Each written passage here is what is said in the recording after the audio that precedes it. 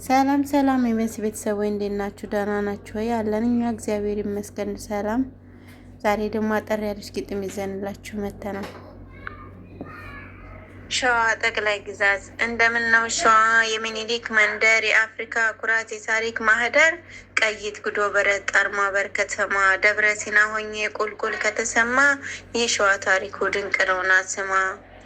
አረ ይፋት ይፋት የተሞናሞነው ተሰማ አይደለም ወይ ጣሊያንን ያጨደው አጣዬ ማጀቴ የሸዋ አረቤት ወርዶ ጠላት ይመለሳል እየሰማ መርዶ ይወለዳል ጀግና አገር የሚያስጠራ ባሶና ወረና አንጎላና ጠራ ከጀግኖቹ ቀይ እስክንሄድ ተጉለት ሸዋ ረገድ ገድሌ የታሪክ ባለቤት መጥምቆ ዮሐንስ ከምንጃር ሸንኮራ አረርትስ እንዴት ነው የፋኖዎች ጎራ ደራ መራቤቴ የጀግኖቹ ዳኛ ጠላትን አሳዶ የደርጌ ተተኪ አንተነህ ተረኛ የጀግና ገርጅሩ እንሳሮና አለሚ ሲቆጣ ራስ ነብር ሲናገር ተሰሚ ሸዋ ጠቅላይ ግዛት የታሪኩ ጌታ ብሉ ጠጡ ባይ ነው አቅርቦ ገበታ መንዝ ምድር ደርሶ ሞላሌ ከተማ እንኳን እህል ውሃው አፈሩ የሚስማማ ወይናምባ ገብርኤል ላይ ይሰማል ቅዳሴ ከመጓ ኡራኤል የማርያም ውዳሴ መሀል ሜዳ እንዴት ነው ጌራ ቀያ ገብርኤል ሁሉ የጀግና ሀገር አዳባይ ተሻግሮ እስከ ግሸር አቤል